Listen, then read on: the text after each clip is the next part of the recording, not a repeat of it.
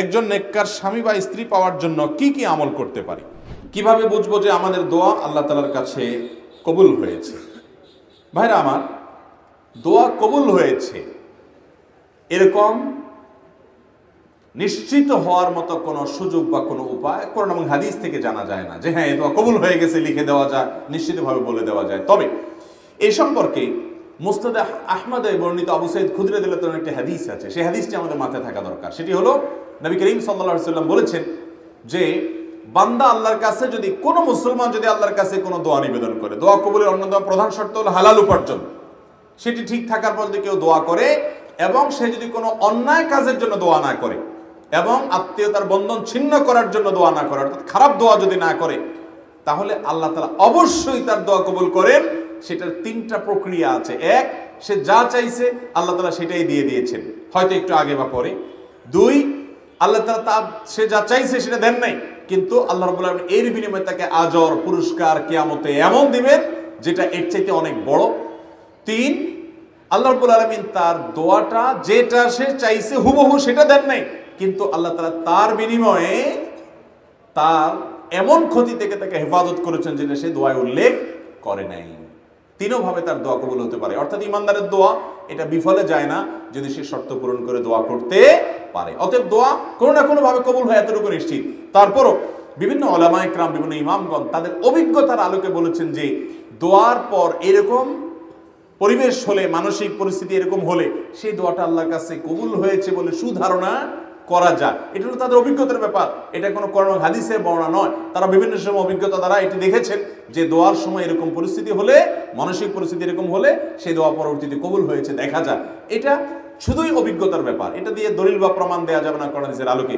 এ বিষয়ে ইমাম ইবনুল জাযারি রাহিমাহুল্লাহ উদ্দাতু আল হিসনুল হাসিন এই কিতাবের মধ্যে তিনি লিখেছেন, যদি কারোর দোয়ার সময় কান্না আসে, যদি কারোর অন্তরটা বিগলিত হয়ে যায়, দোয়ার পর কারোর যদি মানসিক প্রশান্তি অনুভব হয়, মনের ভিতরে খুশি খুশি একটা ভাব আসে, হালকা হয়ে যাওয়ার একটা ভাব আসে, তাহলে সেক্ষেত্রে সেই দোয়াটা আল্লাহর কাছে, বিশেষ করে চোখের পানি বের হয়ে গেছে দোয়ার পর এরকম হলে, দিলটা বিগলিত হয়ে গেছে এবং নির্ভার হয়ে গেছে, পাতলা হয়ে গেছে মনে হচ্ছে, আনন্দ এবং ফুর্তির ভাব আসছে, এরকম মনে হলে সে সুধারণা করতে পারে যে আল্লাহ তাআলা আমার এই দোয়াটা কবুল করেছেন। এবং ইমাম শওকানি রাহিমাহুল্লাহ সহ অন্যান্য অনেক ইমামগণ এই বিষয়গুলোকে বর্ণনা করেছেন, ব্যাখ্যা করেছেন এভাবে যে এগুলা বিভিন্ন ইমামদের অভিজ্ঞতা, জাস্ট এটুকু। এগুলোর জন্য কোনো সনদ বা দলিল তালাশ করার সুযোগ নাই, যেহেতু কোরআন সুন্নাহ থেকে নির্দেশিত সরাসরি কোনো বিষয় নয়।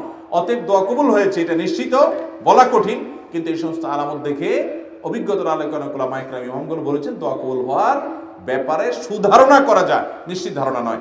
তবে ওই যে হাদিস বলেছে এটা মাথায় রাখতে হবে, শর্ত পূরণ করে দোয়া করলে সে দোয়া বিফলে যাবে না ইনশাআল্লাহ। আমাদের মধ্যে কোনো ওয়াক্তের নামাজ কাজা হয়ে গেলে কাজা আদায় করার পর অনেকে বলে কাফারা হিসেবে রোজা রাখতে হবে। এক্ষেত্রে রোজা রাখা কতটুকু শরীয়ত সম্মত বললে উপকৃত হতাম। মোহাম্মদ ইসমাইল মুনিরি, ছাত্র চলতি মাদ্রাসা।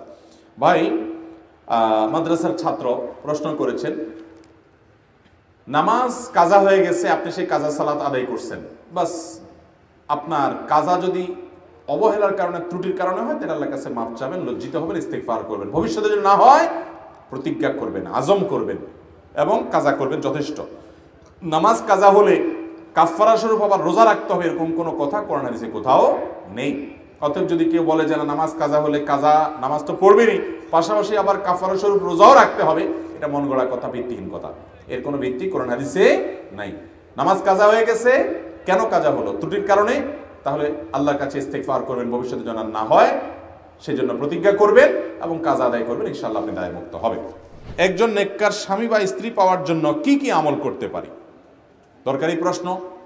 নেককার জীবন সঙ্গী, জীবন সঙ্গিনী, নেককার স্বামী, নেককার স্ত্রী পাওয়ার জন্য যে আমলগুলো আমাদেরকে করতে হবে, সর্বপ্রথম নিজে নেককার হওয়ার চেষ্টা করতে হবে। অনেকে আছে নিজে যত অপকর্ম আছে সবকিছু করবে, কয়েকটা মেয়ের সাথে সম্পর্ক রাখবে, হারাম রিলেশন করবে, আর আসে কোনো আলেম বা হুজুরের সাথে বাইল দিয়ে বলবে, হুজুর একটা মহিলা মাদ্রাসার মেয়ে ভালো দেখে আমার জন্য দেখেন।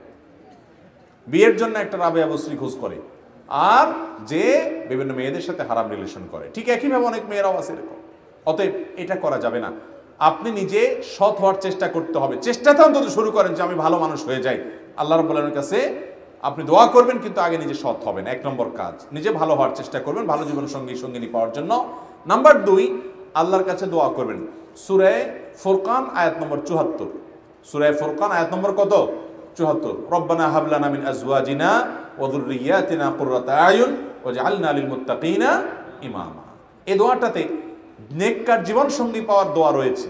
হে আল্লাহ, আমার পরিবার পরিজন, আমার সন্তান সন্ততি, যাদের সাথে আমি বসবাস করব, যাদেরকে আপনি দিবেন, তারা যেন আমার চোখ জুড়ানোর মতো মানুষ হয়, ভালো মানুষ হয়, এবং যেন আমরা পুরো পরিবার যেন মুত্তাকিদের ইমাম হতে পারি। এগুলো আল্লাহর কাছে দোয়া করতে হবে। বিয়ের আগে থেকেও করতে পারেন, বিয়ের পরেও করতে পারেন।